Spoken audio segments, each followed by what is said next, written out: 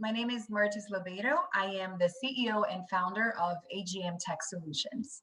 Mirtes, thanks so much for making time joining us on the IB podcast today on a Monday morning. Before we dive in and talk about your current company, what are you building, the mission, and all of that great stuff, which I'm very excited about, give us a thumbnail version of your career to date. Okay, sure. So I moved to the United States when I was 21 years old. I sat down with my parents in Brazil and I told them that I wanted to pursue the American dream. You know, when you live in a different country, you hear these amazing stories about how great this country really is. And with their blessing, I moved here. I didn't speak one word of English. I learned it on my own, and I came here to pursue a dream. And I knew that if I worked really, really hard, I could become somebody. I could make something out of myself. I remember when I was leaving Brazil, one of my cousins said to me, "Are you ready to, to wash dishes?" To start to do whatever it takes. And I said, I am. So for the first 5 years in this country, I did, a lot of the humble jobs that every immigrant really, when they come here, I came to go to school as well.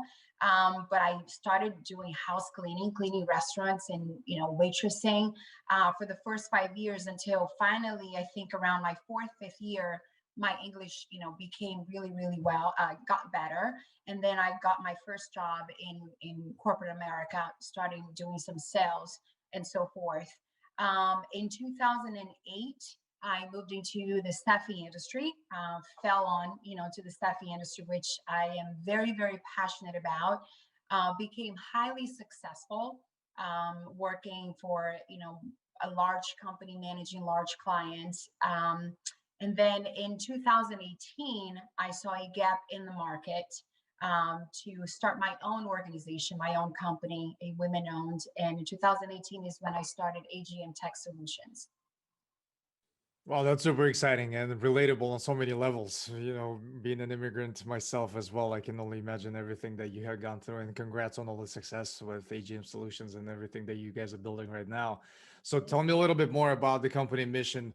What differentiates you from all other companies out there, and what do you enjoy the most about it? Sure. We when I started this company, again, it was based on primarily my passion. I am very, very passionate about the world of work. I've always taken a very, very consultative approach to help our clients, to manage our clients, to service our clients with the best service that we can by providing people who truly impacts their business and their projects. And I saw the need in the marketplace. Not to mention there aren't a lot of women-owned and minority-owned, like a Latina, Hispanic-owned company. That was the first goal, was that to service our clients in the way that I thought they needed the most, but also to take a huge leap of faith and maximize in this space where I saw that there were more of need of the represented in this space. So the mission is for us to continue to help our clients, to sit with them, to understand their needs. We impact lives here every day, John, by presenting opportunities to them, by providing jobs for them. We meet with clients where they're having daily challenges, building, innovating, building projects. And we come together and we become an extension of who they are, because it's very important that we're not just a vendor, but we truly become a partner. In many ways, we become friends with our clients. From a company perspective, inside here, I love to bring people who have a vision and is also interested in growing this company with me. I started this company at the end of 2018, so it's less than 3 years, and we're doing about 25 million in revenue already. And the credit goes entirely to my team. I think it's so important that when you start a company, you find people who embrace your vision, who wants to go, in the direction that you're going. I think making that clear, communicating that with your team so that they bring the passion, so they understand your objectives and how you want to grow. You can't get up there by yourself. right? Like if you're a leader and you want to go places, you need people who can walk with you, and continue to climb that ladder with you. So for me, it's also enabling, it's facilitating, creating an environment of, a space where people feel like they're heard, they're valued. And that's what we're doing here. Some really exciting work. Our team is fantastic. They love what they do. So yeah. Oh, that's super exciting, and definitely congrats on all the success in such a short period of time. Especially, starting out right before the COVID hit and all of the, the things that we had gone through. Tell us a little bit about that experience.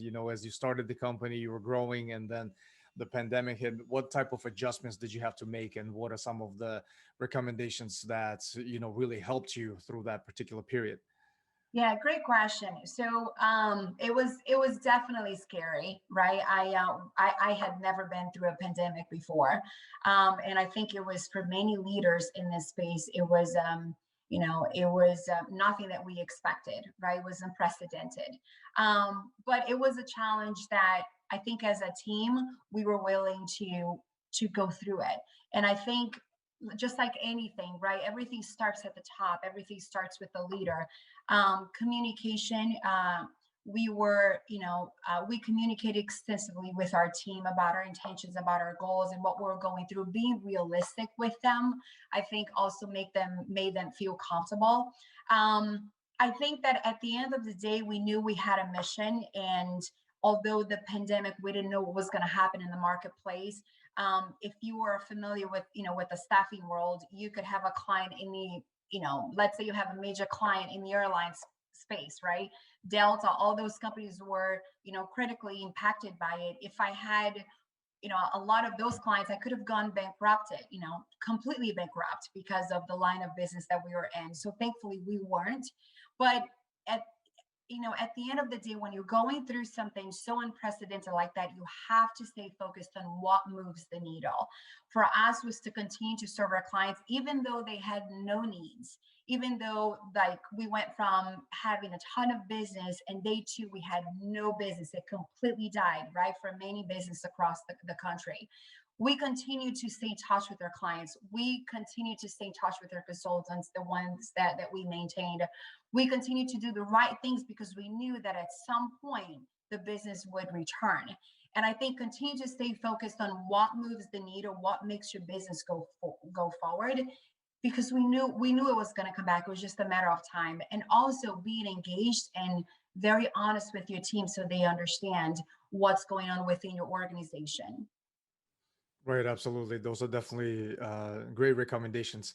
So, with very interesting market that we're all dealing with these days, such a candidate-driven environment with a lot of opportunities for a lot of different sectors.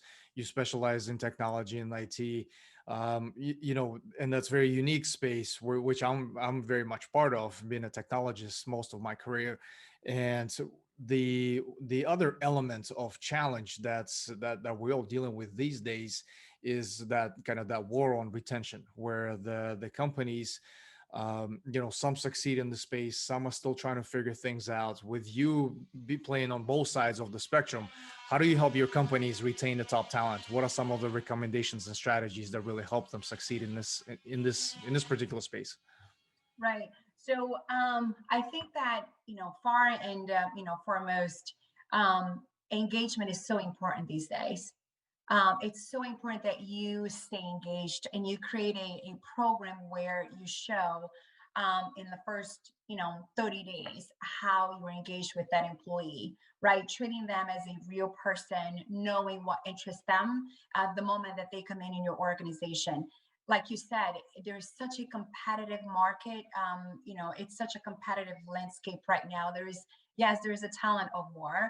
Companies are hiring like crazy right now, but there's also the candidates also realize, hey, there's a ton of opportunities here for me.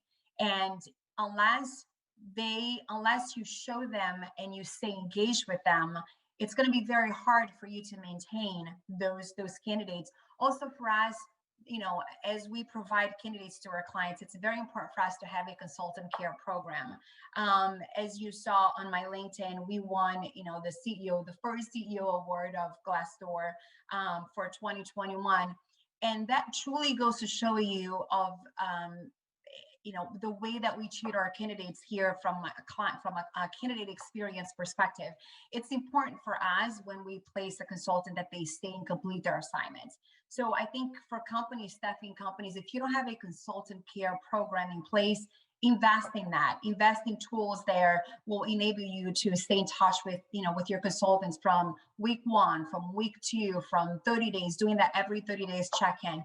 But from a company perspective, especially now where there's such a hybrid of work, right, remote work, you have to go above, you have to go the extra mile to show your employees, your organization, that they're part of your culture, that you stay engaged, bring them to the table, and over communicate with them so that they're not feeling isolated in one area or the other. So engagement, I think by far, is how you're going to retain and show them how valuable they are in this marketplace.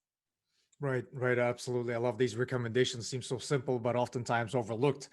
The other side of the spectrum, which I'm very interested in, and as you represent both the candidate and the hiring manager of this equation, when it comes to interviewing, it's a very difficult space, and I'm yet to see anybody be really, really good consistently at that, because it's such a combination of art and a science, and you build that muscle if you continue doing that. But if you don't interview a lot, it's very hard to master. So from your perspective, how do you prepare the both sides? How do you prepare the candidate? How do you prepare the hiring manager for that very first interview? What helps you increase your batting average when it comes to that, setting the right expectations and making sure that first experience is at another level? Yes, great question. So, remember in the beginning of our call here today, I said that we really strive to become an extension of our clients. And I think as a staffing company, as a successful staffing company, if you don't know your client, you really don't have a leverage with them and with the candidates that you're working with. Candidates wants to know that you're educated about your clients, that you know about the initiatives, that what are the positives, what are the things that makes it important to the candidates, what is it that they need to know, what are the things that they want to know, why is it that what is important about this job that makes me want to leave the current job that I have. So I think that for us, we're client obsessed here, where we really go deep in our clients to understand their pain points, their challenges, understand what they're trying to achieve. So once you have that information, it becomes very easier for you to prep the candidates, because now, we've talked to the candidates, we understand what's important to them, the next opportunity they're looking for, what are the most 3 things they're looking for. So because we've worked extensively with our clients, now how to present the opportunity the right way. For the clients, I think when we present the candidate, it's the same thing. We've taken our time to speak with the candidates. Now we can go back to our clients and say, this is what our candidates is looking for, and I think he would be a perfect fit for this role because of X, Y, and Z. So if you just, a lot of candidates, they're so honestly sick and tired of staffing companies just calling them and say, hey, I'm looking for a .NET developer. Do you have this skill set? How about going a little bit farther and understand why is it that they're looking for the next opportunity? What kind of culture they're looking for? It's all those little things, especially in this marketplace, that's going to help you secure that candidate, because these are important things on both sides. Right, absolutely. And I think it's, overall, some of the flaws that I see in this process revolves around kind of focusing on the interview based on your past experience versus really focusing on what's the strength that's missing on our team, and really going after that direction in terms of versus what is the lack of weakness that I can tolerate in that particular candidate. So that's very interesting. Right. When it comes to, just from innovation standpoint, obviously you're dealing with technology, there's continuous innovation, the need for that. What type of strategies that really help you, help your clients, your organizations that you partner with, to build and foster that culture of innovation through exceptional candidates that you help them find? Right. I always like to say, right, you can't innovate without people. You need people, you need tools, you need technologies, but it really starts at the top with the right mindset, with the people who are in charge and leading the organizations. And I think that everything has to be done with intentionality.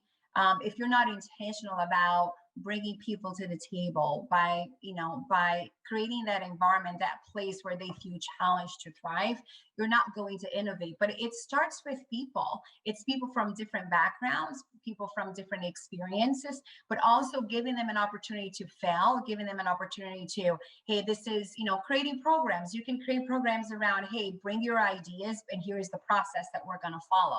So for me, it's as simple as, there's many things that can be said about innovation. I mean, I work with many clients that talk about digital transformation all the time. I mean, and analytics and so many other things. But again, it's allowing, people to bring in their ideas and also make them feel heard. These are some simple, but I think very, very important, because if you don't do that, then you're really not going to be able to see what those people are capable of adding to your organization. So, What type of skills are you seeing in, being in the most demand, especially in this current market, and which ones are very hard to find? The reason I ask this is because being in technology, I also, some of our listeners are executives in the other side of the spectrum, are early stage career professionals that love hearing from the practitioners on the Avi podcast. So, in terms of choosing a particular career track or developing or investing further in certain skills, what type of recommendations would you have, or what are you seeing in the market as kind of when in terms of growth from a skill set perspective? Just talk to us a little bit from that standpoint. right. I mean, it's such a different market today than it was a year ago. But even before the pandemic, this, the marketplace was really hot for candidates. I mean, employment was historically low. Honestly speaking, John, there are a need for every type of skill set out there, from architects to developers to UX, experienced researchers and designers, a lot of UI development, a lot on the cybersecurity side, a lot on the architecture side. There is honestly a need for every skill set. I think that if somebody's listening to this and they're thinking about going to computer science, degree, I mean, there's such a demand for every aspect of skill set. They want to create, new client experiences. They want to create new products, and that comes with development background or business analysis or architecture. The demand is for every skill set. As far as I can see, based on our clients' needs, we get here positions from in the entire IT spectrum. We work daily here. So I think the need is just out there for everything in the technology spectrum. And to take that a little bit further, what type of trends are you most excited about, whether in technology or whether in staffing or talent acquisition? What are you researching? What are you projecting to be the next big thing? So, as you know, big there's such a big movement about DEI, right? Diversity and equity and inclusion. I just love that companies are very intentional, more intentional about opening and giving a space and giving permission to people, for more people to come to the table, with different backgrounds.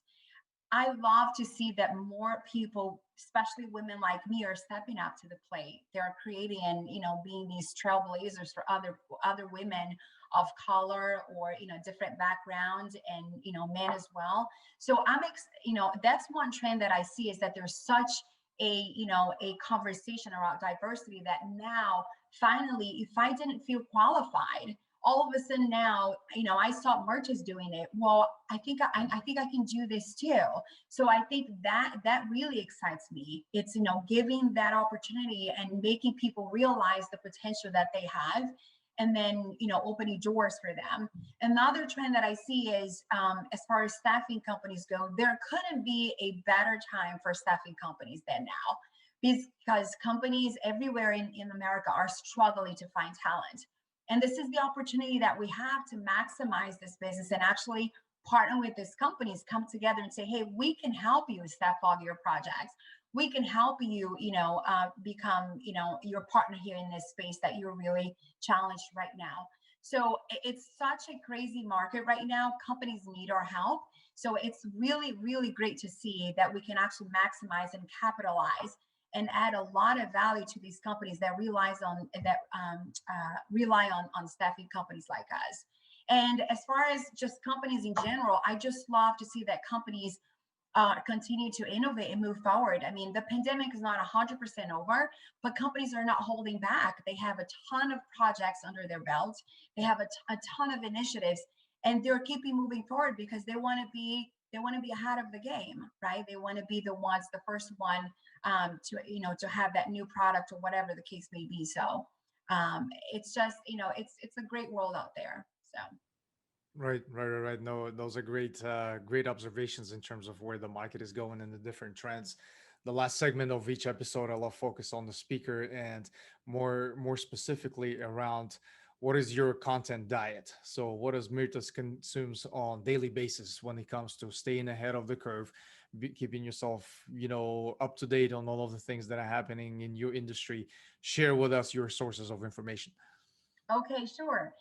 Great question. So, as a professional, and a CEO, I love anything on leadership. John Maxwell is one of my favorites. I've read many of his books. I recently actually read the Leader's Greatest Return by John Maxwell. I listen to his podcast almost daily. As a leader of an organization that's still growing, a baby organization here, but as I've had coaches and leaders and from many different backgrounds, it's so important that you realize the leadership role that you have. And I think by investing in yourself and personally growing, right? I think personal growth is everything to a company, to an individual. One of our core values in our company is continuous improvement, because if you're not challenging yourself and challenging your team, you can't really grow. So for me personally, John Maxwell is one of my favorites. Another book that I read not too long ago that I absolutely love was The One Thing by Gary Keller, because it really helps you to focus on one thing to achieve and focus one at a time. And but I'll share this with you. I am a mother of three. I'm a wife. I own a company. We have a ton of things going on. I think it's important for you to look at your life and say, okay, in which area do I need help the most right now? Sometimes I feel like I may be failing as a mom, or maybe, I'm having a challenge at work, with one of my employees, and I need to, tackle that differently. So I listen to different podcasts throughout the week in areas that I think I need the most. Right now, I'm actually reading the book, The Win, the Relationship, Not the Deal. This is a book by Casey Jacobs. He is a highly successful individual in the staffing business. So I just picked up this book a couple of weeks ago because it's more in my space. But again, I look at my life and I see, okay, what areas, where am I, where do I need help right now? And I try to go to, find those podcasts that can help me grow. You just covered the last two questions that I typically ask afterwards. So you beat me to this, which I really appreciate, because the last segment is always I ask for recommendation on the books, which those are great recommendations. And for our listeners, we'll make those titles available in the show notes as always.